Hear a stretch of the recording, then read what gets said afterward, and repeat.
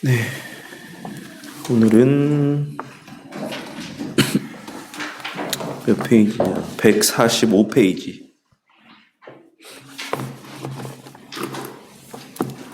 145페이지에 있는 내용들부터 함께 보도록 하겠습니다. 그래서 오늘 함께 나눌 이 부분은 이제 교회 재판권에 대한 내용들에 대해서 이제 칼빈 선생님이 이야기하고 있는 부분들의 내용입니다. 그래서 11장에는 이제 재판권에 대한 내용들이 나오고, 또 계속해서 12장에도 이제 그와 연관된 거기서 파생되어진 이제 내용들이 계속해서 증거되어지고 있습니다. 그래서 11장에 보시면 이제 145페이지를 보시면 거기에 이제 영국에서 있었던 일을 이제 이야기하면서, 이제 라한성 교수님이 이제 역사적인 측면에서 좀 이제 전문가이시기 때문에 이런 역사적인 사실들에 대해서 좀 언급을 종종 잘 합니다.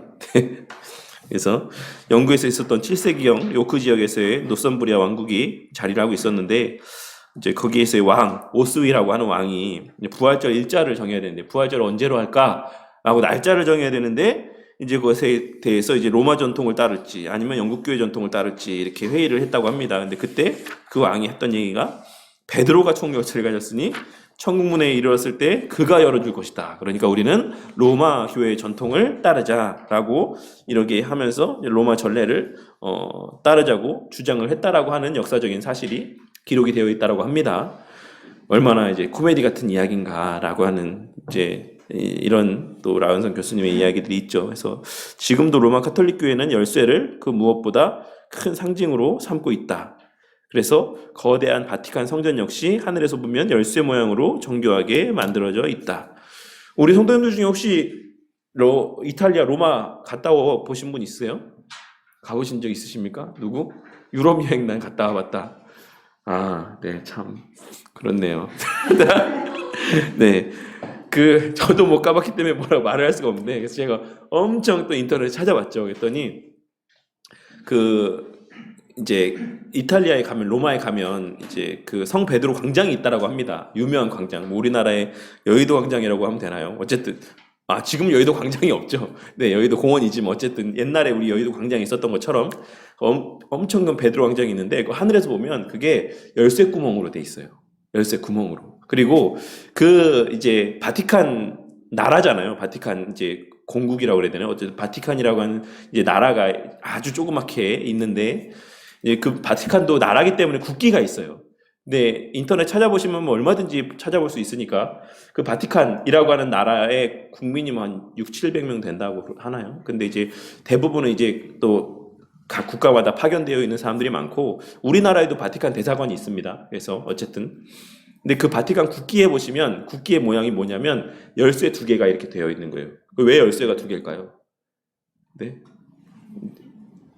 그 베드로에게 하신 말씀에 근거해서 열고 닫는 뭐 이제 그런 관련해서 이제 열쇠 2개를 해놨겠죠. 어쨌든 그만큼 이 로만 카톨릭과 이 바티칸이라고 하는 곳 로만 카톨릭을 따르는 사람들에게 있어서 이 열쇠라고 하는 것, 이 하나님께서 부여하신 열쇠의 권세라고 하는 것은 그들의 어떤 본질과도 같이 여겨지는 핵심이라고 하는 어떤 그런 가치로 여겨지는 정도로 정말 중요하게 여겨진다라고 할 수가 있습니다. 그래서 로만 카톨릭 교회는 자신들만이 그 열쇠를 가졌다라고 주장을 해요. 근데 자신들이라고 표현되어 있긴 하지만 엄밀히 이야기하면 누구에게 주어져 있다라고 이야기합니까? 교황에게 주어져 있다라고 이야기를 하죠. 그래서 베드로에게부터 시작돼서 계속해서 그 베드로를 계승하는 교황에게 그 열쇠의 권세가 있다라고 로만 카톨릭 교회는 계속해서 주장을 합니다. 그래서 그의 근거가 되는 말씀이, 내가 천국 열쇠를 내게 주리니 내가 땅에서 무엇인지 매면 하늘에서도 매일 것이요 내가 땅에서 무엇인지 풀면 하늘에서도 풀리리라 라고 하는 이 말씀, 마태복음 16장 19절의 말씀을 근거로 해서 그들은 이러한 주장들을 나타내 보이고 있습니다. 그런데 이에 대해서 칼빈 선생님은 기독교 강요에서 뭐라고 이야기를 하고 있냐면, 사권 11장 1절에 있는 내용들을 통해서 제가 그 3항에 있는 이야기를 이렇게 내용을 좀 읽어드리도록 할게요. 마태복음 16장 19절, 앞서 제가 말씀드렸던 여기 책에 기록되어 있는 이 천국 열쇠에 관한 하나님 말씀은 그리고 또한 요한복음 20장 22절에 기록되어 있는 그 열쇠와 관련된 말씀은 교리에 관한 권위 혹은 말씀 선포와 관련된 교회의 권위를 가르친다라고 보는 것이 자연스럽고 순전한 해석이다라고 이렇게 이야기합니다. 그리고 주님께서는 모든 백성에게 말씀을 전하는 사명을 사도들에게 맡기셨는데 복음의 교리는 사도의 말이 아니라 하나님의 음성이다. 이때 메고 푸는 직책도 주셔서 죄와 죽음의 노예였던 우리 모두가 그리스도 예수 안에 있는 구속으로 말미암아 풀려 자유를 얻거나 그리스도를 받아들이지 않는 사람들은 영원한 사슬의 매일이라는 것이 이 복음이 말씀하고 있는 요지라고 할 수가 있다. 하지만 그리스도께서는 이것을 사람이 아닌 그의 말씀해 주셨고 그리고 사람들을 말씀을 전하는 심부름꾼으로 삼으셨으므로 사람에게 그것은 권세라기보다는 섬김이다 라고 이렇게 이야기하고 있어요. 그래서 이게 교황에게 있는 것도 아니고 또 목사에게 있는 것도 아니에요. 그러니까 목사 개인이라고 또 어떤 특정한 사람에게 있는 것도 아닙니다. 여기서 지금 칼빈 선생님이 뭐라고 이야기했죠? 이 권세는 말씀의 권세다라고 이야기하고 있는 거예요. 이 열쇠의 권세는 결국 말씀의 권세다라고 이야기를 하고 있어요. 그래서 말씀을 통해서 사람들을 자유하게 해준다. 교회의 말씀의 권세. 그 열쇠라고 하는 것은 곧 하나님 말씀인데 그 말씀의 권세가 교회에 부여되었고 하나님께서는 그 교회에 부여하신 그 말씀의 권세를 통해서 사람들을 그 죄와 사망의 굴레에서 풀어주시기도 하고 혹은 그냥 그 매여있는 상태 가운데 그대로 내버려 두시기도 한다. 이게 지금 여기서 말씀하고 있는 사도들에게 주신, 특별히 베드로를 대표로 해서 그 사도들에게 주신 이 열쇠의 권세가 의미하는 핵심이다라고 말씀하고 있는 거예요. 그러니까 다른 권세가 없습니다. 목사는 그 권세를 어떻게 사용하는 겁니까? 바른 진리의 말씀을 강단에서 선포함을 통해서 이 권세를 사용하는 것이에요. 강단에서 내려와서 일상의 삶을 살면서도 목사가 그 마음 뜻대로 그 생각대로 이 열쇠의 권한들을 마음대로 활용할 수는 없습니다. 목사의 사사로운 말들까지도 이런 권세 있는 말은 아니다라는 것이에요. 어디까지나 기록된 말씀을 근거로 해서 설교할 때 그 말씀이 성도들에게 있어서의 자유를 주고 때론 그냥 그 매임 가운데 있는 어떤 그러한 결과를 도출해낸다고 할 수가 있는 것이죠.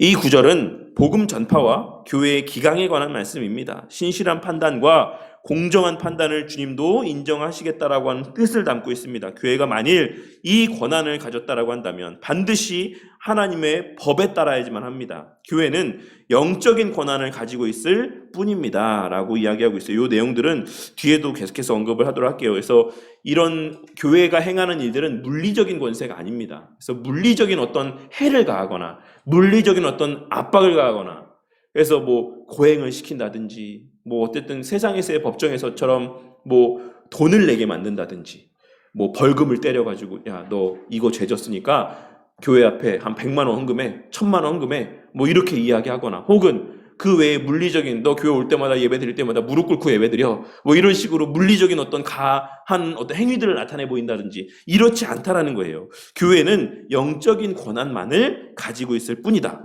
그리고 앞서도 살폈듯이 로만 카톨릭 교회는 위조 문서를 만들어서 이탈리아 땅을 제왕으로부터 기증을 받았다라고 이야기를 합니다. 그렇게 역사적인 자료들이 증거를 하고 있죠. 현재는 그리고 모든 국가로부터 사법적인 요구에서 면제를 받는다라고 이야기를 합니다. 교회는 자국민으로 구성되어 있기에 국가의 요구에 응해야지만 됩니다. 범죄를 저지르면 세상 법정에 서야지만 됩니다. 그런데 무슨 특권을 가진 듯 국가가 요구하는 세금을 지불하는 것이나 의무를 이행하는 것을 거부한다라고 하는 것은 잘못된 일이다라고 하고 있죠. 그래서 예전에는 이제 종교인 과세도 되게 엄청난 큰 진통 가운데 이제 요즘은 이제 통과가 됐지만 사실 과거에는 이게 정부들이 이것이 맞기 때문에 종교인 과세를 하지 않은 것이 아니라 사실 이 종교인들에게서의 어떤 반발들 그리고 정치적인 입장에서의 어떤 표 이것이 엄청나게 사실 뭐 종교인들이라고 하면 대부분이 이제 불교, 기독교, 천주교 이렇게 있을 텐데 뭐 거의 4대 종단이라고 했을 때 하나가 더 원불교가 포함되는 건가요? 어쨌든 그래서 종교인 과세를 하게 되면 사실 이 교회 다니는 사람, 절에 다니는 사람, 뭐 성당 다니는 사람 이 사람들의 그게 얼마만큼 큽니까? 그 입김이.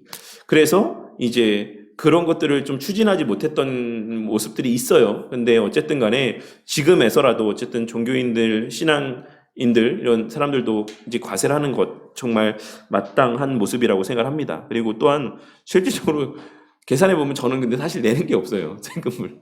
세금을 내지 않습니다. 거의 뭐 이거 필요 경비를 다 빼니까 계산해 보면 항상 영원이 나오는 게 맞죠. 얼마 미만이면 영원 나오는 거 맞지 않습니까? 어쨌든 저는 계산을 잘못한 건가 싶은데요. 영원이 나와가지고 어쨌든 그렇습니다. 근데 어쨌든 이렇게 납세 의무를 하는 것들, 이런 것도 마땅한 국민으로서의 우리가 신앙인으로서 행해야 되는 부분이라고 할 수가 있습니다. 그리고 이제 뭐 그 외에 그 관련된 내용들을 좀 뒤에서 계속해서 말씀드리도록 할게요.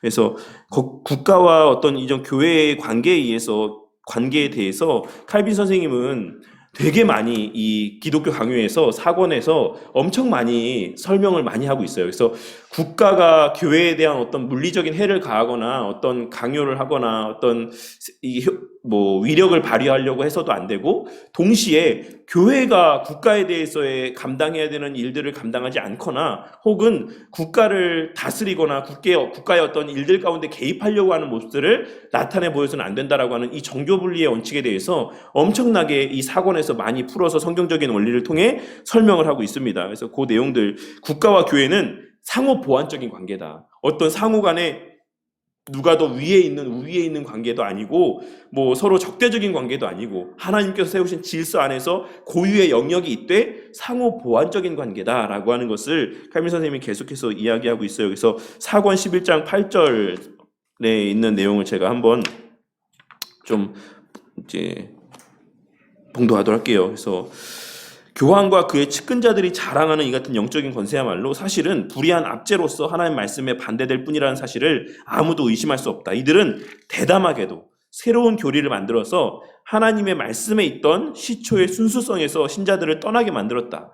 악한 전통으로 가련한 신자들의 올가미에 올감했다. 부주교와 판사들을 통해서 가짜 교회 재판권을 행사했다. 교황파가 공통적으로 범하는 범죄인 계급제도는 극심한 해독행위인데 더욱이 이들은 칼의 권세까지 행사한다.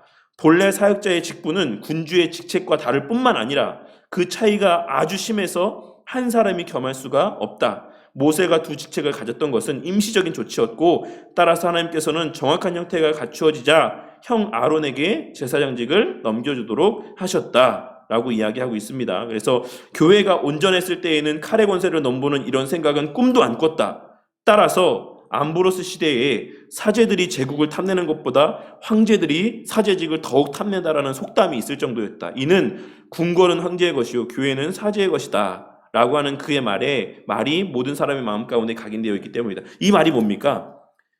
이제 우리가 초기에 그 세계사를 보시면 어떤 현상들이 있었죠? 황제의 권위가 높았습니까? 이 교황의 권위가 높았습니까? 황제의 권위를 누가 인정해줬죠? 교황이 인정해줬어요. 그래서 그 왕의 권위는 하늘에서부터 왔다라고 하는 것을 교황이 인정해줬습니다. 그러면 이 황제들은 누구에게 잘 보여야 되는 거예요? 누구한테? 교황에게 잘 보여야, 교회에 잘 보여야 되잖아요. 그래서 여기서 뭐라고 이야기하고 있는 겁니까? 그래서 사제들이 제국을 탐내는 것보다 황제들이 사제직을 더욱 탐낸다. 그만큼 이 교회의 이 권세, 이 권력이라고 하는 것이 세상에서도 좌지우지할 정도로 이렇게 세상을 좌지우지할 정도로 그렇게 권세를 발휘했는데 이것이 마땅한 일이다 아니다? 마땅한 것이 아니다라고 하는 것을 칼빈 선생님이 이야기를 하고 있는 것이에요. 그래서 이 상호 보완적인 관계에 대해서 계속해서 이어서 이제 이야기를 하고 있는데 그 내용들 가운데 하나가 사권 11장 이제 15절에 있는 내용들이에요. 로만 카톨릭 성직자들은 개인 문제로 국가의 재판관 앞에 나가는 것을 자기들의 위신을 떨어뜨리는 일이라고 생각하고 시민의 공통된 법정과 법률에서 면제되어야 한다. 그래야만 교회의 자유와 위신이 선다라고 생각해서 재판권에 자기의 면제를 첨부했대요. 그래서 로만 카톨릭 사제들은 죄를 져도 세상 법정에 가서 이 재판을 안 받는 거예요. 안 받겠다라고 한 거죠. 그러니까 그런 것들을 나타내 보였다고 합니다. 하지만 옛적에 경건한 주교들은 법에 복종해도 자신들의 영예나 교회가 손상을 입는다고 생각하지 않았다. 경건한 황제들은 필요한 때에 의뢰의 사역자들을 불러 재판했지만 항의하는 사역자들이 없었는데 콘스탄티누스는 니코메디아 사람들에게 보낸 서한에서 만일 어떤 주교가 경솔하게 소란을 일으킨다라고 한다면 그의 오만한 태도는 하나님의 사역자의 공적 권위에 따라서 나의 권위에 따라 제지될 것이다라고 이야기를 했다라고 합니다. 그러니까는 그 처음에 교회가 타락하기 이전에는 사제들도 물론 사람이니까 죄를 범할 수 있죠. 그리고 사회적인 어떤 그 세상 안에서의 질서들을 어기는 경우들도 있을 수가 있었습니다. 그러할 때 그런 세상에서의 황제들의 권위, 그 법의 질서에 의해서 이렇게 판단을 받을 때 그것에 대해서 나는 못 받겠다라고 한 그런 사람들이 없었다라는 것이에요. 초대교회 때부터 바른 신앙을 갖고 있는 사람들은 계속해서 세상의 법정의 권위를 인정했다라는 것이죠. 그래서 오늘날에도 목사라고 할지라도 정말 어떤 죄를 지으면 당연하게, 뭐 지금은 우리가 사실 그런 이야기에 대해서 아무도 의의를 제기하지 않지만 이 칼빈 선생님 시대 때만 해도 이것이 되게 가하지 않다라고 이야기하는 사람들이 꽤 있었던 것 같습니다. 그래서 당연히 이제 그 하나님께서 이 사회 질서를 유지하게 하시기 위한 국가의 권세, 법의 질서의 어떤 권위들, 이러한 것들을 교회가 마땅히 인정하고 따라야지만 된다라고 하는 것이 이제 칼빈 선생님이 여기서 이야기하고 있는 바라고 할 수가 있습니다. 그리고 또한 이어서 이제 기관과 질서에 대해서 146페이지에 보시면 12장에 지역교회 또한 지역교회 또는 지상교회는 선택된 자들만의 모임이 아닙니다. 가라지들도 함께 있기 때문에 참된 신자들이 거기서 이제 어려움을 당하기도 하고, 가라지들로 인하여서 또한 신자들이 훈련을 받기도 합니다. 그래서 교회가 참되게 나아가려고 한다면 이제 기강이 확립되어야 된다라고 이야기를 하고 있어요. 그러니까 교회에도 법과 질서가 필요하다라는 것이죠. 물론 교회가 세상의 법의 큰 테두리 안에서의 보호를 받고 때로는 그 법을 위반했을 때 그로 말미암는 교회가 제재를 받기도 한다. 이건 마땅한 일이다. 세상 속에 있는 교회가 마땅히 감내해야 되는 일이다 라고 하는 것이 칼빈 선생님이 11장에서 말씀하고 있는 거고, 교회가 법 위에 있지 않다 라고 하는 게 칼빈 선생님이 11장에서 이야기했던 거고, 또한 동시에 교회 자체적으로도 교회가 온전한 모습으로 순결함 가운데 유지될 수 있도록 그 법질서가, 교회 자체의 법질서가 있어야지만 된다라고 하는 것이 12장에서 이야기하고 있는 바예요. 그래서 교회의 권징에 대해서 칼빈 선생님이 12장에서 이제 이야기를 하고 있는 겁니다. 그래서 교회가 참되게 나아가려면 기강이 확립되어야지만 된다. 그래서 교회의 일원 가운데에 말씀에 따라서 준행하지 않는 회원이 있다라고 한다면 꾸짖는 것이 마땅하다. 이것은 목회자의 몫이다라고 이야기를 하고 있어요. 그래서 거기에 대해서 사권 11장 1절에서는 뭐라고 이야기하고 있냐면 재판권. 그래서 도시에 집권자와 정치 제도가 없으면 그 도시가 기능을 발휘할 수 없는 것처럼 하나님의 교회에도 영적인 제도가 필요하여서 하나님께서는 교회에 재판소를 설치하여서 열쇠의 직책을 다스리게 하셨다. 그래서 이 제도와 관련하여서 다스리는 직분, 다스리는 자는 부지런함으로, 다스리는 장로라고 하는 등등의 표현들을 성경에서 언급하고 있는 것을 알 수가 있다. 그래서 교회의 장로들을 세워서 이 교회의 기강을 확립하게 하셨다라고 하는 것이 성경에 근거한 하나님의 말씀이에요. 그래서 장로는 사실 치리하는 역할들을 감당합니다. 장로는 헌금하는 사람이 아니에요. 장로는 헌금하는 사람이 아닙니다. 물론 장로도 헌금하죠. 근데 오늘날 한국교회 안에서 장로의 가장 주된 역할이 뭡니까? 헌금하는 거잖아요. 헌금 많이 하면 장로 세우잖아요. 근데 본래 하나님께서 정하신 교회에서의 장로의 직책은 다스리는 거예요. 국회의원이 하는 일이 뭐 나라에 세금 많이 내는 일입니까? 아니잖아요. 대통령이 이렇게 나라에서 하는 일들이 세금 더 많이 내는 일들입니까? 아니잖아요. 그 나라를 다스리고 이 국민의 어떤 생활들을 살피는 일들을 국회의원과 대통령이 감당하잖아요. 똑같은 겁니다. 교회 안에서의 장로, 그 중에서 말씀을 가르치는 장로로서의 목사가 있고 치리하는 장로로서의 장로님들이 있죠. 그 장로들을 어떤 것을 그러면 기준으로 세워야 됩니까? 그 사람들이 말씀에 따라서 교회를 다스릴 수 있는가의 여부에 따라서 장로를 세우는 거예요. 말씀에 대한 해박한 지식이 있는가? 말씀 해석에 대한 바른 깨달음들이 있는가? 그리고 그 자신이 말씀의 권위에 대한 인정함들이 있는가? 앞서 제가 말씀드렸던 것처럼, 설교 때 언급했던 것처럼 물에 빠진 사람들을 건져내려면 그 자신이 견고한 땅 위에 발 딛고 있어야 사람들을 이끌어내서 자신이 서 있는 곳으로 구해낼 거 아닙니까? 장로들이 교회를 바르게 다스리려고 한다면 장로 자신이 그 교회를 다스릴 말씀에 대한 바른 깨달음과 해석이 있어야죠. 그 자신들이 말씀의 권위 위에 바르게 서 있어야죠. 장로를 그래서 세울 때의 가장 우선된 원리 원칙은 뭡니까? 말씀을 바르게 알고 있느냐, 말씀 앞에 두려워 떨미 있느냐 라고 하는 것이 장로를 세우는 데 있어서 가장 중요한 원칙이 돼야 돼요. 근데 오늘날 큰 교회 다녀보신 분들은 다 아시겠지만 저도 그랬고, 장로 세우는 데의 가장 큰 원칙이 뭡니까? 가장 첫 번째 기준은 헌금을 얼마 했느냐예요. 그래서 되게 조심스러운 말인데 제가 예전에 섬겼던 교회는 1억이 기준이었습니다. 여태까지 그 교회 생활하면서 총 헌금한 금액이 1억이 넘는 사람들 가운데에서 이제 그러니까 여러 가지 조건들이 있어요. 일단 장립집사여야 되고, 그 다음에 헌금이 1억이 넘어야 되고, 당연히 이제 주일 예배 항상 다 있어야 되고, 그 다음에 또 봉사가 몇 개 있어야 되고, 이런 기준으로 해서 다 추리다 보면 이제 몇 명이 나오죠. 이제 그런 사람들 갖고 이제 투표하는 거예요. 물론 이제 그 전에 교육도 하지만. 근데 그 절대적인 헌금의 액수가 그 신앙의 장로가 되는 데 있어서의 필수적인 요건이 될 수 있습니까? 이 1억 헌금이 안 되잖아요? 뭐 예를 들어서 8,900을 헌금했다, 여태까지. 그러면 이 라인에도 못 섭니다. 이제 그 위에서 체크하고 여러 가지 다른 요건들을 체크하는 그 기준에도 못 올라요. 제가 있었을 때에도 이제 그거는 좀 불합리하지 않느냐라고 하는 것들을 좀 이야기했었는데, 사실 장로의 역할은 다스림입니다. 다스림. 돈으로 다스리는 거 아니잖아요. 말씀으로 다스리는 거잖아요. 그 장로의 기준은 정말 그 사람의 많은 사람들이 그 오랜 동안 그 사람을 지켜봤을 때 저 사람은 정말 말씀에 대한 바른 깨달음이 있고, 말씀 앞에 두려워 떨미 있고, 많은 사람들 앞에서의 칭송받을 만한 선한 행실들이 있고, 온유함이 있고, 이런 여러 가지 성경에서 말하는 성령으로 말미암는 행실들과 말씀에 대한 그런 어떤 모습들이 있을 때에 그런 사람들을 성도들이 또한 추천하고 당회에서 결의를 하고 해서 장로로 세우는 거죠. 그런 사람들이 성도들을 찾아가서 권면할 때 사람들이 듣지 않겠습니까?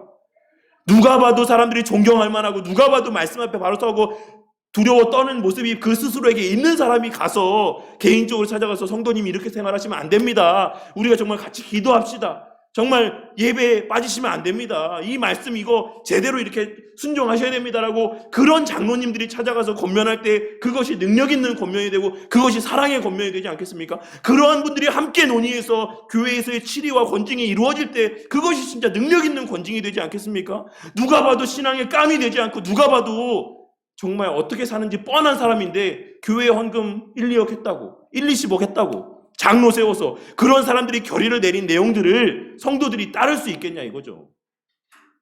우리가 이 교회는 권징이 꼭 필요하죠. 그 권징은 누구에게 맡겼다? 장로에게 맡겼다. 이것이 의미하는 바가 무엇인가를 깊이 숙고해야지만 됩니다. 그래야 교회가 바스리게 장로들을 통해서 다스림을 되어가면서 교회가 바르게 세워져 갈 수 있어요. 교회는 돈으로 세워지는 게 아닙니다. 그렇다고 뭐 돈이 필요 없다는 거 아니지만 돈으로 세워지는 게 아니에요. 장로는 돈으로 결정되어지는, 그 자격 여부가 판단되어지는 직분이 아닙니다. 이런 부분들이, 물론 그분들이 하시는 가장 주된 말씀이 뭡니까? 재물 있는 곳에 마음이 있다. 이 말을 제일 많이 하죠. 그래서 1억을 헌금했으면 얼마나 교회에 마음이 있다는 얘기냐. 10억을 했으면 이분이 얼마나 교회에 큰 마음이 있다는 얘기냐. 이런 논리들을 펴서 장로들을 세우기도 하지만, 우리가 과부의 두렙돈에 대한 말씀 또한도 헌금에 대한 말씀이라는 사실을 꼭 기억하고, 정말 그 사람의 형편을 우리가 아는데 정말 힘에 진하게 헌금을 하시는 분들과, 누가 봐도 그 사람이 갖고 있는 재산이 얼마인지 아는데 그 중에 정말 이렇게 하시는 분들하고는 사실 이게 비교할 수 없다. 절대적인 수치로서 우리가 비교할 수 없다라고 하는 것을 꼭 기억해야지만 되겠습니다. 그래서 어쨌든 장로들에게 맡기셨어요. 하나님께서 이 제도를, 이 사실을 꼭 기억하시고, 부모가 자녀에게 훈계하듯이 목회자는 교회 일원들을 훈계합니다라고 이야기를 하고 있습니다. 그래서 이 훈계함에 있어서 목회자가 교회 성도들을 훈계함에 있어서도 칼빈 선생님이 이제 그 몇 가지 원칙들을 이제 좀 제시하고 있습니다. 그 내용들을 한번 제가 읽어드리도록 할게요. 사권 11장, 12장, 3절. 칼빈 선생님은 성도들의 죄를 판단하고 목회자가 그걸 지적함에 있어서 이제 몇 가지 원칙들을 제시하고 있는데, 사권 12장 3절에서는 숨은 죄와 나타난 죄를 구별해서 이야기하고 있어요. 그러나 사적인 죄와 공적인 또는 공개적으로 나타난 죄는 구별해야지만 된다.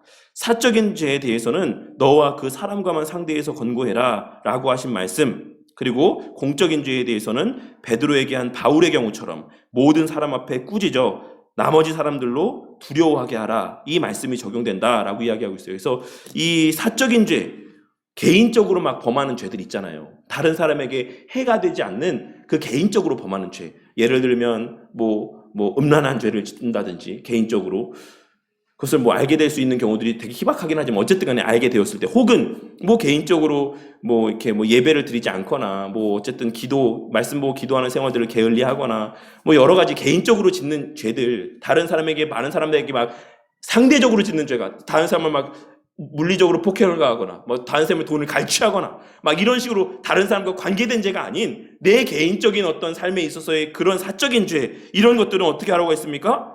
그 사람과만 상대해라. 네가 만약에 알게 됐으면 그 사람한테만 찾아가서 다른 사람한테 얘기해서, 야, 저 사람이 이런 짓을 하고 있는데더라, 이 사람이 저기 가서 이런 일들을 했다고 한다더라, 얘들이, 이 사람이 평소에 행실이 이렇다더라, 막 이렇게 이야기하면서 입으로는, 야, 우리 큰일 났어, 이 사람이 요새 기도해야 돼, 이 사람이 지금 이렇대, 이러면서 입으로는 기도하자고 하지만 실제로는 여기저기 가십거리처럼 퍼뜨리고 다니는 이러한 모습을 보이면 안 된다라고 말씀하고 있는, 이런 일들은 네가 알게 되면 가서 은밀히 이야기해라. 그 사람한테만 얘기해라. 맞는 거 아닙니까? 내 자식이 만약에 뭔가 죄를 졌어요. 근데 막 내 자식한테 먼저 가지 않고 내 자식한테는 한마디 말도 없이 다른 사람 옆집에 찾아가고 옆집 엄마한테, 어떻게 사실은 우리 애가 이래요, 이렇게 얘기합니까? 제발 좀 기도 좀 해주세요. 이렇게 얘기하는 부모가 제대로 된 정신머리의 부모입니까? 아니죠.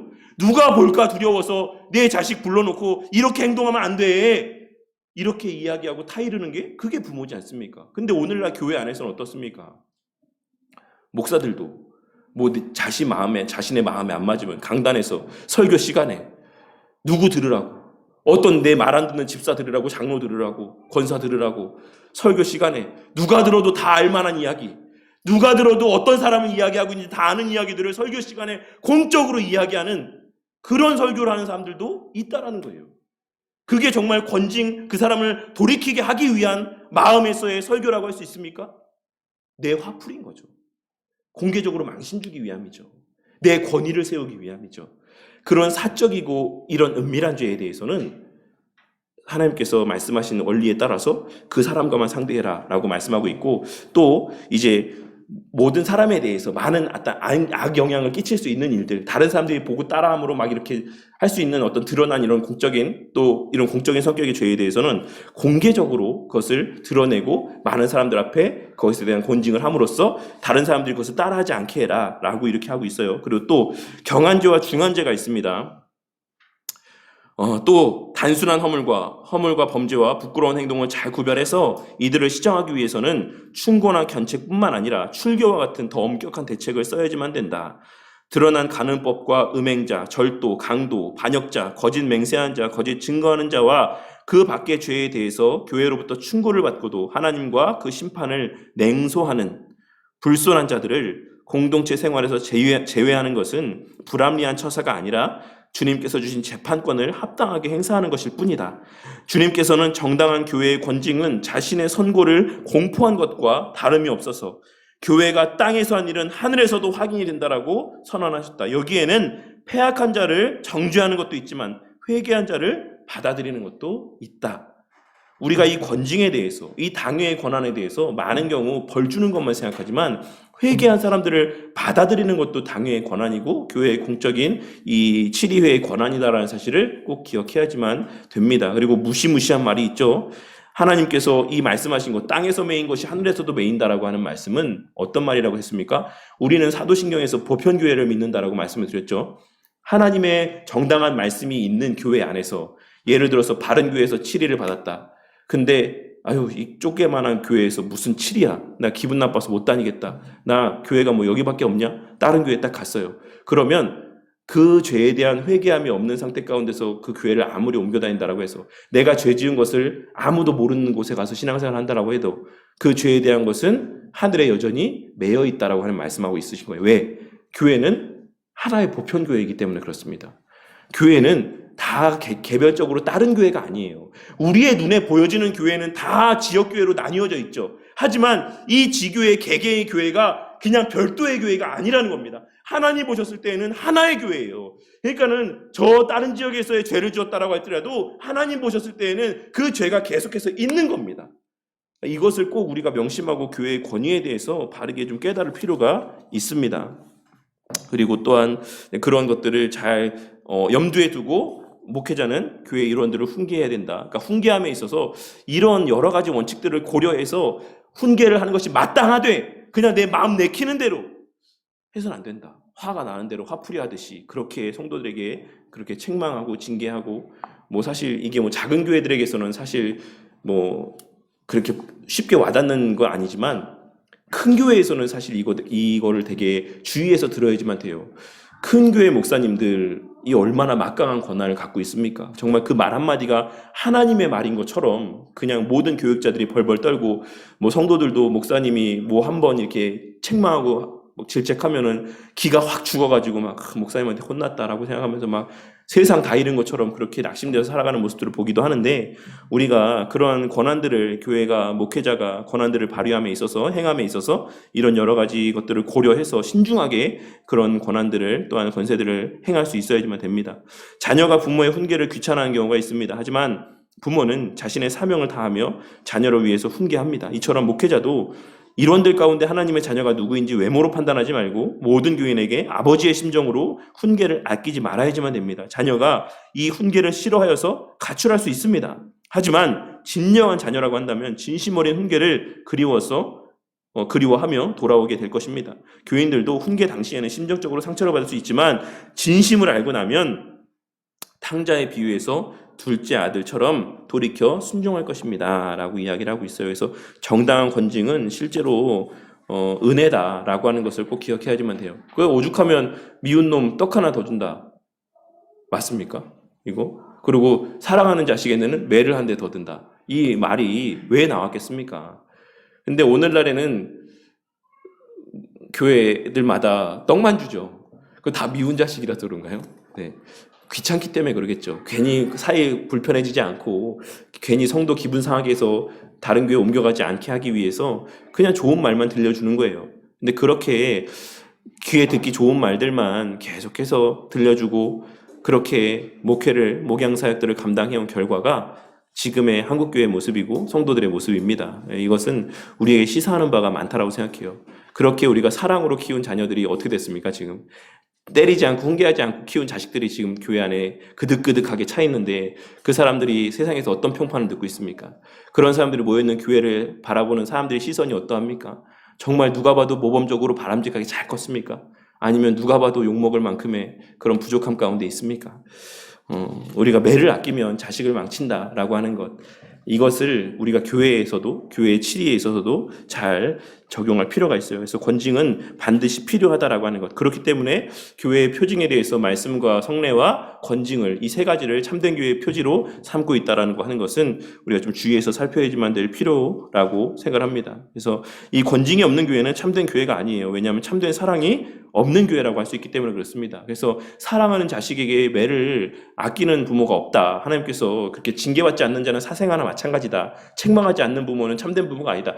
계속해서 성경이 말씀하고 있는 바잖아요. 자식 가운데 혼내지 않고 키우는 부모가 있으면 좋겠죠. 근데 그럴 수 있습니까? 자식이 그렇게 됩니까? 안 되죠. 근데 정말 미워서 혼냅니까? 잘 되라고 혼내는 거 아닙니까? 그런 거라 할 수 있어요. 그래서 사권 12장 1절에서도 이제 그런 내용들을 계속해서 언급하고 있다라고 할 수 있습니다. 네, 그리고 교회가 성도들을 훈계할 때는 온건한 방법을 써야 된다라고 이야기하고 있어요. 회개하고 그리스도에게로 돌아오게 하는 목적을 간과하지 말아야지만 된다라고 이야기하고 있습니다. 그래서 권징의 목적에 대해서 칼빈 선생님이 기독교 강론에서 이야기하고 있는 바를 읽어드리도록 하겠습니다. 권징의 첫 번째 목적, 그리스도의 몸인 하나님의 교회에서 추악하고 부끄러운 생활을 하는 자들로 말미암아 머리에게 치욕이 돌아가지 않게 한다. 그것이 목적이다. 그리고 또한 주님의 만찬의 제도가 더럽히지 않게 보존하기 위한 목적에서 권징은 실시되어야지만 되고, 크리소스톰은 권세 있는 사람들을 두려워해서 주님의 만찬을 받기에 합당치 않은 사람들을 제외시키지 못하는 사제들을 공격한다. 이게 무슨 말입니까? 당시에 교회 안에는 뭐 황제도 있을 수 있고 뭐 여러 가지 귀족들도 있을 수 있고 사회에 영향력 있는 사람들도 자리한단 말이죠. 근데 당시에도 이렇게 교회 안에서의 그런 황제나 귀족들이나 권세 있는 자들이 죄를 지으면 그 사람들을 책망하지 못했다라는 거예요. 그 당시의 사제들이 그 사람들의 권세를 두려워하거나 혹은 여러 가지 상황들을 고려해서. 근데 오늘날에도 사실 교회 안에서 어떻습니까? 목사가 범죄했을 때 그 목사 제대로 징계받는 거 본 적 있으십니까? 전병훈 목사가 제대로 치리 받았다고 생각하십니까? 그 젊은 여자아이들 데리고서 그런 온갖 추잡한 난잡한 그러한 행동들을 했음에도 불구하고 그는 별다른 큰 징계 받지 않았어요. 그러고 나서 그가 스스로 말한 바 또 그 이 치리의 결과에 따라서 일정 기간 교회 개척하지 않는다. 이 또한 서울에서 이 내에서의 그런 여러 가지 제한들이 있었음에도 불구하고 버젓이 얼마 되지 않아서 나름 그냥 뭐 어디 가서 혼자 뭐 회개했다 하고 와서 홍대에 가서 개척했죠. 새 교회. 지금도 성도 많이 모인다고 합니다. 이런 모습들을 보면 사실 이 제 식구 감싸기라고 하는 것은 사실 저는 생각했을 때 목사 사회에서 제일 심하다라고 생각해요. 검찰 사회에서도 검찰이 검찰끼리 기소 잘 안 하잖아요. 구속영장 청구에도 그거 안 올리잖아요. 왜 그렇습니까? 자기 식구 감싸기인 거예요. 의사가 의사 면허 박탈하는 거에 대해서 얼마나 온 의사들이 다 막 발벗고 나서갖고 하는지 아십니까? 얼마 전에 왜 그 병원에서 수면 마취하고 그 과정 가운데서 여러 가지 온갖 더러운 행동들을 했던 이런 의사들 면허 취소하려고 했을 때 그때 의사협회나 이런 데서 다 단체로 들고 일어나가지고 얼마나 반대했는지 압니까? 이거 다 뭐 때문입니까? 그것이 잘못된지 알지만 내 식구, 내 어떤 이 바운더리 안에 있는 사람들, 그 사람들에는 집단 이기주의가 어마어마한 거예요. 그러니까 이런 것들을 우리가 교회 안에서도 그런 모습이 나타나서는 안 된다라고 하는 것을 꼭 기억하셔야 됩니다. 나중에도 언급하겠지만 이 교회의 칠의 권징은 모든 사람에게 똑같이 적용되어야지만 돼요. 설사 목사라고 할지라도 목사가 누가 보기에 명확한 범죄함의 사실들이 드러난다라고 하면 교회 앞에 공적인 칠의를 받아야지만 됩니다. 그것이 우리가 교회가 목사가 이끌어가는 교회가 아니기 때문에 그래요. 교회는 단지 목사라고 하는 장로라고 하는 여러 직분자들을 통해서 하나님께서 운영해 나아가시는 하나님의 몸, 주의 몸이지 사람의 공동체가 아니기 때문에 그렇습니다. 그래서 언제나 똑같이 하나님의 말씀의 법의 권위 아래 똑같이 적용을 받아야지만 돼요. 그래서 어쨌든 그 목적이 있다라고 하는 것. 권징의 또한 두 번째 목적은 악한 사람들과 교제함으로써 선한 사람들이 타락하는 일을 방지하게 하기 위해서라고 합니다. 그래서 누룩이 여러 군데 퍼져나가지 않기 위해서 애초에 싹을 이렇게 잘라내는 거라 이렇게 이야기하고 있는 거예요. 그래서 그 사람 자체가 누룩이라는 말이 아니라 그 사람이 범하고 있는 그 죄가 누룩이기 때문에 그것이 잘못됐다는 사실을 공개적으로 사람들 앞에 드러내 보여줌으로써 그것이 은연중에 사람들 가운데 퍼져나가지 않게 하기 위한 목적이 있다라고 이야기하고 있는 거예요. 세 번째 목적은 유순한 치리를 받으며 계속 고집을 부려서 사람들이 징벌을 받음으로 말미암아 각성하고 회개하게 하는 것. 그냥 말로만 계속 하지 마라 했더니 안 듣는 거죠. 그럴 때는 이런 공적인 엄한 권징을 통해서 아이고 내가 이러면 안 되지 라고 정신 차려서 돌아오게 하기 위한 목적들이 있다. 그래서 공적인 마지막 궁극의 목적은 그거예요. 돌아오게 하는 것, 회개하게 하는 것, 회복되게 하는 것. 이것이 목적이다라고 하는 것을 간과하지 말아야지만 된다. 그래서 돌아오는 자를 죄인 취급해서는 안 된다라고 하는 것이 칼빈 선생님이 말하고 있는 또한 중요한 하나의 원리입니다. 근데 우리가 어때요? 우리가 그렇게 합니까? 마음의 응어리가 항상 있잖아요. 저 사람은 옛날에 치리받은 사람이야. 저 사람 옛날에 이런 죄를 졌던 사람이야. 이것이 계속 그 사람의 그 삶 가운데 낙인으로 남아있어요. 그런 사람이 거기서 제대로 신앙생활을 할 수 있겠습니까? 그 사람이 그 값을 다 치렀어도 결국에는 그 사람들의 평판 때문에 교회를 나갑니다. 그 교회만 나가면 다행이죠. 아예 그 신앙을 잃어버리게 되는 경우들도 있을 수 있다는 거예요. 이거는 권징의 올바른 목적대로 시행하는 권징이 아니에요. 바른 교회의 모습이 아닙니다. 권징을 시행만 한다라고 해서 참된 교회가 아닌 거예요. 그 해버라는 것까지가 권징에 포함되어지는 겁니다. 그래서 그 사람이 죄를 회개하고 돌아왔을 때 그 사람이 마치 죄를 짓지 않았던 것처럼 그 사람을 받아줄 수 있는 공동체가 되어야지만 한다는 것입니다. 무조건적으로 치리만 남발하고 권징만 남발한다라고 해서 그 교회가 참된 교회는 아니다라는 겁니다. 그것이 또한 칼빈 선생님이 권징의 파트에서 다루고 있는 또 강조하고 있는 부분이라고 할 수가 있어요. 그래서 사랑으로 수용할 수 있는 마음들을 가지고 있어야지만 된다라고 이야기를 하고 있습니다. 그리고 이제 교회는 성도들에게 금식을 명할 수 있다. 이 왜 갑자기 뜬금없이 금식이 나오는 거라고 생각하십니까? 이 금식이라고 하는 것이 앞서 말씀드렸던 것처럼 교회가 누군가가 죄를 범했을 때 이렇게 금식이나 어떤 물리적인 모습들을 요구하는 너 죄를 뒤집어 쓰고 너 금식해 밥 먹지 말어 막 이러한 모습들을 이제 이런 모습들을 나타내 보이는 경우가 있었던 것이죠. 그래서 금식에 당시에 오용되고 있었던 이런 금식이 도대체 무엇이냐? 성경에서 말하는 금식은 도대체 어떤 의미에서의 금식이고 금식이라고 하는 것이 옳은 것이냐 나쁜 것이냐라고 하는 것에 대한 명확한 인식을 성도들에게 주기 위해서 이 파트에서 금식에 대해서 계속해서 이어서 이야기하고 있는 거예요. 교회는 성도들에게 금식을 명할 수 있다. 금식 자체가 잘못된 것은 아니다.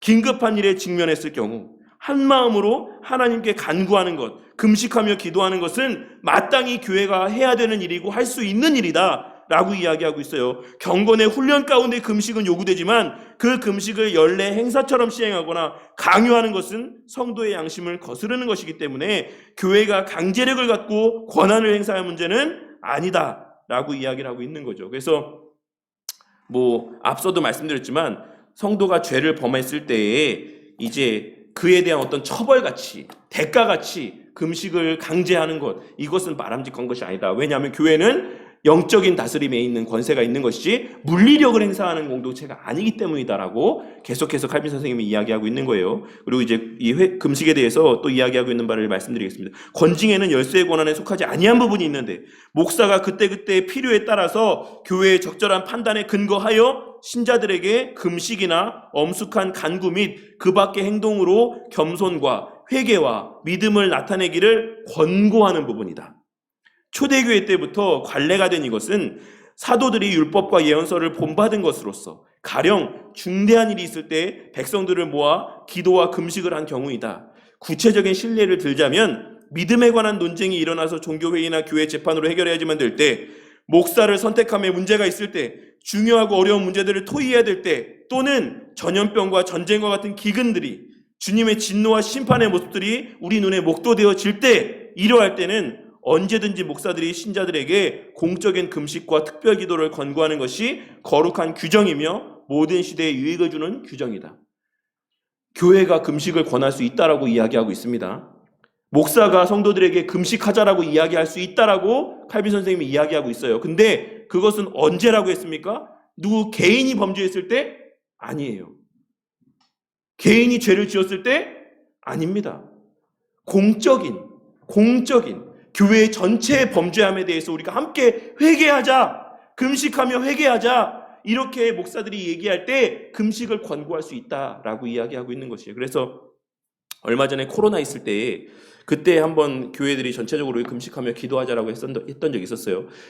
이게 누구의 잘못이다, 어디서 비롯됐다, 중국의 문제다, 우한의 연구소다, 뭐다, 이런 책임을 하는 게 아니라 이렇든 저렇든 누구 문제든지 간에 어쨌든 간에 온 세계 가운데 코로나라고 하는 질병이 퍼져서 교회가 문을 닫고 성도들이 모여서 예배를 드리지 못하게 된 이 상황이 하나님으로부터 허용되었다라고 하는 사실에 있어서는 교회가 깨달아야 될 바가 있다. 우리가 그동안 예배에 대해서 대하고 가지고 있었던 마음 자세에 대해서 돌아봐야 될 필요가 있다. 오죽하면 하나님께서 교회에 문을 닫으시는 이러한 일들을 허용하시는 것인지에 대한 우리 자체의 돌아봄이 필요하다라고 이야기하면서 금식하며 기도했던 적이 있었습니다. 그러한 것처럼 교회가 금식을 이야기할 수도 있다. 하지만 그것을 연례 행사처럼 해서는 안 된다라고 이야기하고 있어요. 뒤에서도 이제 사순절에 대해서 이야기했지만 이렇게 어떤 특정한 기간을 해서 그냥 의례히 딱 그때가 되면 그렇게 금식하면서 하는 이런 모습들을 나타내 보이는 것은 합당치 않다라고 이야기하고 있습니다. 하지만 교회적으로 긴급하거나 국가적인 위기를 직면하면 교회는 금식을 선포해야지만 된다. 사권 12장 17절에서 그래서 뭐라고 이야기하고 있냐면 목사의 의무라고 했어요. 사권 12장 17절에 금식과 회개에 대해서 칼빈 선생님이 이야기하면서 위험이 닥쳐올 경우에 목사들은 교회의 금식을 권고할 의무가 있다. 듀티.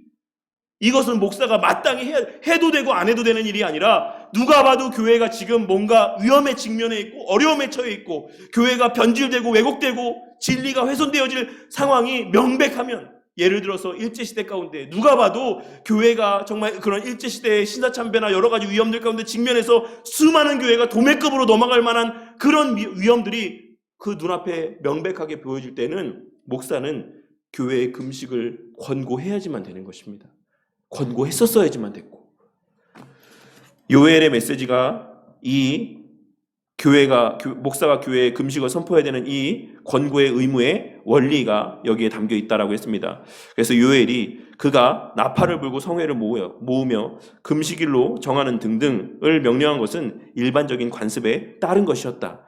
그는 조금 전에 백성의 부끄러운 행실에 대한 재판이 정해졌고 심판의 날이 가까웠다라고 선포했으며 죄인들을 불러 자기의 입장을 변호하라고 하면서 백성들은 여호와 앞에 엎드려 외적인 증거를 보여 굵은 배와 재를 쓰고 울며 금식하라고 외쳤다. 우리도 이렇게 필요가 생기면 목사의 선포에 따라 거룩한 훈련에 들어가 모임과 울음과 금식과 기타 유사한 행동들을 통해 자기를 낮추며 겸손한 태도로 고백해야지만 된다. 이거는 교회가 해야 될 일이에요. 근데 오늘날 교회 안에서 금식하고 기도하는 일들 사실 찾아보기 쉽지 않죠.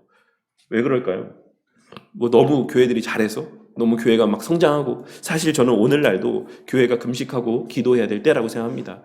전체적인 교회의 수가, 성도의 수가 날마다 줄어가고 교회를 향한 온갖 비난과 어떤 수치스러운 말들이 남발되어지는 이 시대 가운데 우리가 그렇게 교회를 향해 욕하는 사람들을 마주하며 함께 손가락질하고 삿대질할 것이 아니라 왜 교회가 사람들로부터 이러한 대접을 받게 되었는가에 대해서 우리가 우리 가슴을 치면서 우리가 회개해야 될 때라고 생각을 합니다. 그래서 어쨌든 그러한 모습들이 있어야 되고 그것은 의무다라고 하는 것을 꼭 기억해야지만 됩니다. 이때 성도는 자신의 욕망을 억제하게 되고 자신을 하나님 앞에 살펴 겸손하게 되는 유익을 얻게 된다라고 이야기하고 있습니다. 그리고 이제 교회가 성도들에게 기한과 질서를 위한답시고 미신적인 고한물들을 제한해서는 안 됩니다.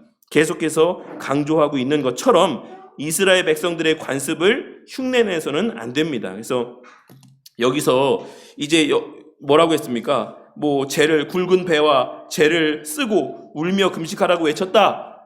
칼빈 선생님이 기독 강요에서 이거는 요엘 선지자의 예를 들어 설명한 거지 오늘날에도 이렇게 회개해야 된다라고 얘기하는 게 아닙니다. 칼빈 선생님이 오늘날에도 재를 뒤집어 쓰고 막 옷을 찢으면서 그렇게 회개하며 기도해라, 그렇게 목사가 이야기해야 된다, 이렇게 얘기하고 있는 게 아니에요. 거기서부터 이것이 기인한 것이다. 과거 구약시대에는 이렇게 했으니까 우리도 금식하며 울며 기도하는 모습들이 있어야지만 된다라고 이야기하고 있는 것이지 오늘날에도 똑같이 회개하려면 옷을 찢고 재를 뒤집어 쓰는, 재를 구하기도 힘들어요. 요새는 어디서 재 갖고 올 겁니까? 캠핑장에서 모닥불 피우는 데서 가져올라나요? 네, 그런 식으로 구약의 관습들을 이렇게 쓰면서 그게 특별한 행위인 것처럼 그렇게 성도들을 가르쳐서는 안 된다라는 것이에요. 그래서 그러한 내용들을 사권 12장 20절에 2절에 이야기하고 있습니다. 예수님의 금식을 따라서 40일 금식하는 모습들을 우리가 흔히 보기도 해요. 근데 이제 그에 대해서 제가 여기서 칼빈의 기독교 강요의 내용들만 그대로 읽어드릴게요. 40일 금식이나 이런 것들에 대해서 예수님의 금식은 일반적인 모범 행위가 될 수 없다. 예수님의 금식은 일반적인 모범 행위가 될 수 없다. 그것은 복음이 사람의 사상이 아니고 하늘에서 내려온 교훈이라는 사실을 증명하시기 위함이었다.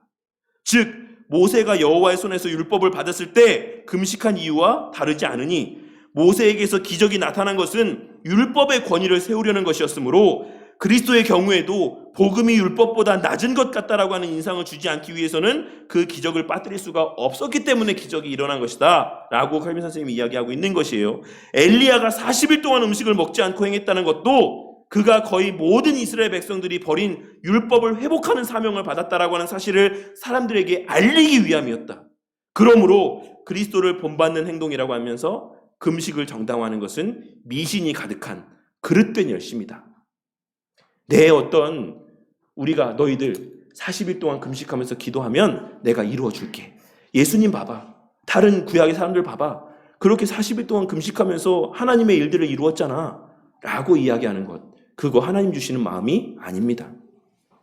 구속사 가운데 하나님께서 필요에 따라서 하나님의 뜻을 나타내 보여주시기 위한 특별한 모습이에요. 예수님께서 우리에게 기도의 본을 보이시기 위해서 40일 금식하신 게 아니라는 겁니다. 아시겠습니까? 예수님께서 나처럼 기도해, 나처럼 40일 동안 광야에서 금식하며 기도해, 그러면 하나님의 일들을 이룰 수 있고 하나님의 기도하는 바가 이루어져, 이렇게 만약에 원했다라고 한다면 예수님께서 그 일을 하시기에 앞서서 말씀했겠죠. 이렇게 기도해라.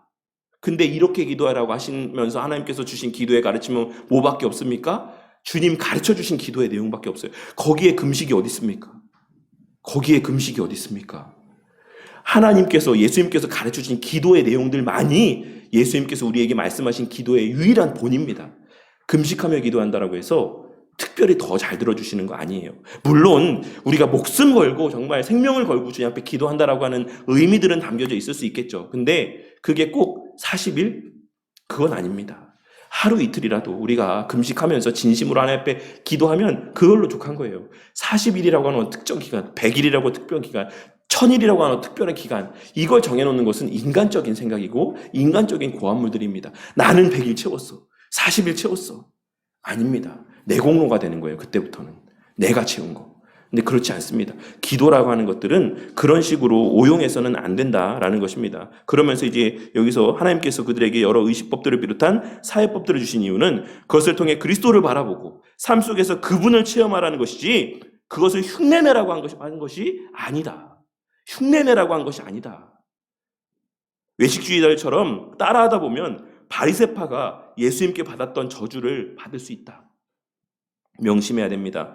사순절을 한번 생각해 봅시다. 사순절. 사권 12장 20절에 사순절에 대해서 이야기를 하고 있어요. 소크라테스 전기 제9권에 나타난 카시오도루스의 기록에서 보듯이 금식을 3에서 7주간 행하거나 사순절을 미신적으로 지키는 타락한 풍습이 있었다. 회중들은 이렇게 함으로써 하나님께 특별한 봉사를 한다라고 생각했고 사역자들은 그리스도를 거룩하게 모방하는 것이다라면서 권면했기 때문이다. 이런 관습이 어디서부터 나왔냐면 로만 카톨릭에서 나왔다라는 것이에요. 40일 동안 금식하는 풍습들 어디서 나왔냐? 로만 카톨릭에서 나왔다라는 것이에요. 그때 당시에 사역자들이 성도들을 향해서 뭐라고 이야기했냐면 이 40일 금식하는 거 예수님을 모방하는 거야. 예수님 따라하는 거야. 예수님 닮아가는 거야. 그러니까 너희들도 40일 금식하면서 기도해. 이렇게 당시의 사역자들이 권면했다라는 거예요. 하지만 이런 것들은 바람직한 것이 아니다라고 하는 것, 우리가 흉내낼 수 있는 게 아닙니다. 예수님의 40일 광야에서 금식하시고 시험 받으신 것 우리의 대표로서 행하신 일들이지 우리가 따라할 수 있는 일들 아니에요.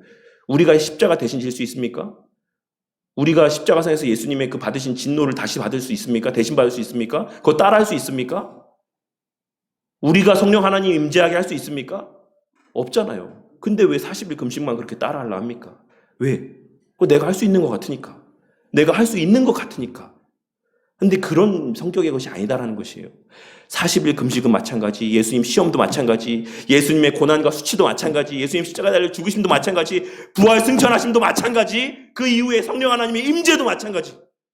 우리가 할 수 있는 게 아닙니다. 우리의 본으로 나타내 보여주신 게 아니에요. 너희들이 이렇게 하면 성령 하나님 임하실 거야. 이거 아닙니다.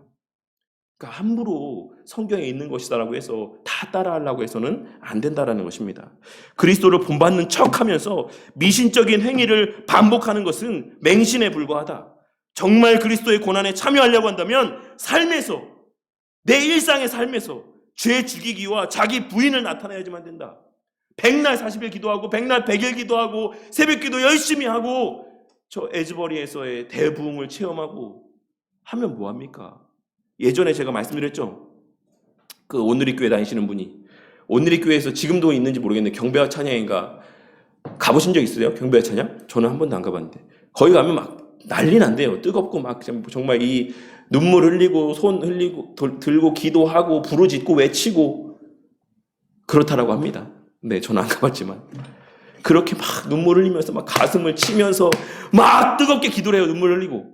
근데 이제 그 경배와 찬양이 좀 늦게 끝나거든요. 늦게 끝나면 이제 사람들이 청년들이잖아요. 대부분 청년들이잖아요. 그 나오면 이제 집에 가야 되잖아요. 그리고 나서 그 교회 문 밖을 나서자마자 버스 빨리 타려고 제끼고 밀고 막 하면서 버스를 타려고 그 모습을 그분이 그 경배와 찬양을 갔다 왔던 분이 보고 되게 회의감을 느꼈대요. 이 사람들이 과연 방금 전까지 저 예배당 안에서 눈물로 흘리며 가슴을 치면서 내 죄를 이렇게 회개했던 사람들이 맞나? 집에 좀 빨리 가려고 그냥 막 왜 밀치냐 막 하면서 막 그 버스 빨리 타려고 하는 그 모습을 보면서 그게 정말로 뜨거운 참된 회개입니까? 내 감정의 취함이에요. 내 감정의 취함. 우리의 회개, 그리스도를 본받는 척하면서 이런 어떤 그런 막 거룩한 척, 저 사람 저렇게 뜨겁게 눈물을 흘리면서 찬양하고 기도하고 회개한다. 저 사람 신앙 좋은 친구다. 이런 게 아니라 우리의 그리스도의 고난에 참여하는 것은 내 일상의 삶에서의 죄를 죽이기 위한 열심을 나타내 보이는 모습을 살아가는 겁니다. 그래서 최근에 에즈버리 대부흥에 대해서도 계속해서 우리 개혁주의 신앙에 있는 선배 목사님들이 계속해서 경고하는 것이 그것만 갖고 판단하지 마라. 그게 참된 부흥인지 아닌지는 그 사람들이 각자의 교회로 돌아가서 어떤 삶을 살고 그 사람들이 각자의 그 학교와 직장으로 돌아가서 어떤 삶의 모습을 나타내 보이는지 그것을 보고 나서 우리는 판단할 수 있다. 그러니 지금 이 현상만 갖고 우리가 이것이 하나님의 일이다 아니다를 판단하지 말자. 이렇게 이야기하고 있는 겁니다. 이것을 행하기 싫기 때문에 체면 차리기식으로 신앙생활하는 것이 아닌가 생각합니다. 초대교회에 처녀로 지내면서 이제 동정녀 마리아를 닮으려고 했던 여성들이 있었고 신앙을 고수하기 위해서 불신자들과 결혼하지 않는 경우도 있었습니다. 그러다가 중세시대에 이르러서 교회가 부패하고 타락하자 로만 카톨릭 교회는 이것을 방지하고자 궁여지책으로 독신제도를 억지로 주장을 했습니다. 하지만 비성경적이라고 칼빈 선생님이 이야기하고 있어요. 사권 12장 25절에 독신제도에 대해서 이야기하고 있는 부분들은 잠깐 말씀드려 할게요. 로만 카톨릭은 레위 제사장들이 집례 순저가 돌아올 때마다 순결하고 티 없는 몸으로 성물을 드리기 위해서 아내와 따로 자야지만 됐다라고 하는 이 기록에 근거해서 로만 카톨릭이 왜 신부들이 왜 결혼 안 하느냐고 왜 안 하는지 그 근거가 뭐라고 말씀드렸습니까? 레위 제사장들이 그 자신의 순서가 돌아올 때마다 아내와 잠자리를 하지 않고 자기를 구별했다라고 하는 이 기록의 근거에서 우리들도 결혼하지 않는다. 여자와 동침하지 않는다. 이렇게 이야기를 하는 거예요. 훨씬 더 고귀하고 매일 집행하는 자기들의 신성한 의식들을 혼인한 사람이 집행한다라고 하는 것은 심히 불미스러운 일이기 때문에 우리는 결혼하지 않아. 이렇게 이야기하고 있는 것이 로만 카톨릭 신부들이 결혼하지 않는 이유입니다. 이것은 복음 선포자와 레위 제사장직이 똑같다라고 하는 그릇된 생각을 전제한 것이다. 그들은 지금도 여전히 제사를 지내고 있죠. 미사가 뭡니까? 제사입니다. 그들은 여전히 제사를 지내고 있어요. 우리는 어떠합니까? 우리 제사 지냈습니까? 오늘 오전에 제사 지냈습니까? 제가 제사장입니까? 아니죠.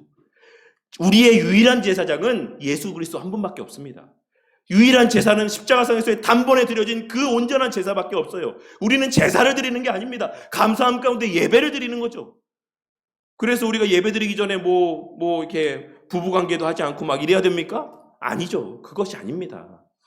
잘못된 인식들이 전제되어져 있다라고 할 수가 있어요. 그래서 우리 모든 신앙의 선배들이 다 이 결혼을 귀하게 여겼다라고 하는 것, 이들이 이렇게 한 것은 이제 여러 가지 불미스러운 일들이 계속해서 발생되어지기 때문에 이런 주장들을 한 거예요. 근데 현재까지 이것이 이루고 있는데 교황이 얼마 전에 지금 교황이 프란체스코인가요? 프란체스코가 죽은 교황인가? 죄송합니다. 관심이 없어가지고. 하여튼 최근에 지금 현 교황이 얼마 전에 뉴스에서 보신 적 있지 않으세요? 이 순결 제도, 이 결혼하지 않은 독신 제도는 영원 불변하는 제도가 아니다라고 이야기했습니다. 얼마 전에 교황이 직접 한 말이에요. 무슨 말이에요? 이제부터는 신부도 결혼할 수 있는 길이 있다라고 이야기한 거예요. 아시겠죠? 이 제도가 성경적이지 않은 제도라고 하는 사실을 우리가 여기서도 확인할 수 있는 거예요. 성경적인 제도라고 한다면 변화해질 수 있습니까? 성경적인 제도라고 한다면 변할 수 있습니까? 성경 말씀에 근거한 제도였다라고 한다면 그거 바꿀 수 있습니까? 없죠.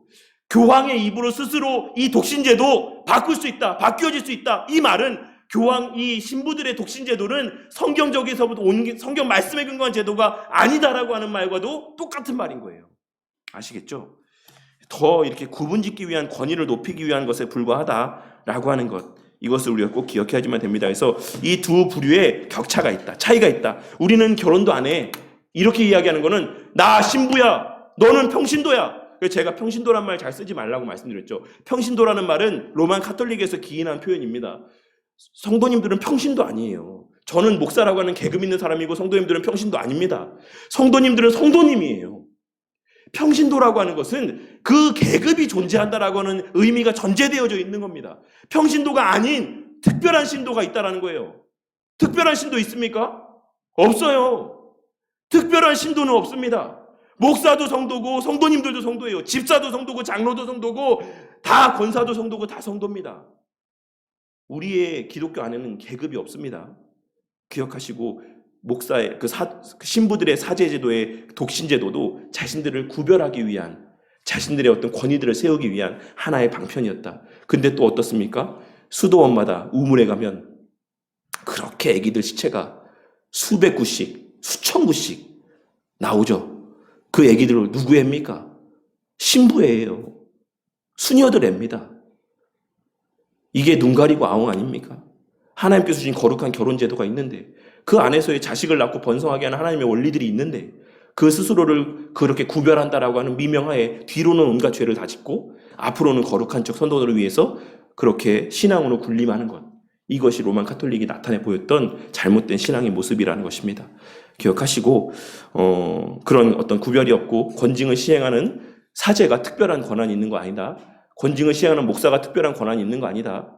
다만 질서 안에서 하나님께서 장로들에게 그 일을 맡기셨을 뿐이다 라고 하는 것. 그렇기 때문에 우리가 장로들을 세울 때 어떻게 세워야 된다? 돈으로 세우는 것이 아니라 신앙으로. 그 사람의 어떤 그동안에 우리 눈에 보여져 왔던 인품, 신앙, 그 겸손함, 온유함, 말씀에 대한 해박함, 이런 것으로 교회를 장로들을 세워야 그러한 장로들이 교회를 말씀으로 바르게 치리하고 그러한 목사들이 바르게 목사의 설교를 대언하고 그렇게 교회가 바르게 세워져 가는 거예요. 그런 중에 성도들이 자발적으로 하나님의 은혜에 감동하여서 헌금을 하고 또 그 모여진 헌금 가운데 하나님 축사하심으로 우리 드린 것보다 더 큰 역사들이 일어나고 그렇게 교회가 세워져 가는 겁니다. 막 겁박해서 혹은 뭐 그 외에 여러 가지 다른 것들 때문에 그렇게 교회가 세워져 가는 것이 아니다라는 것입니다.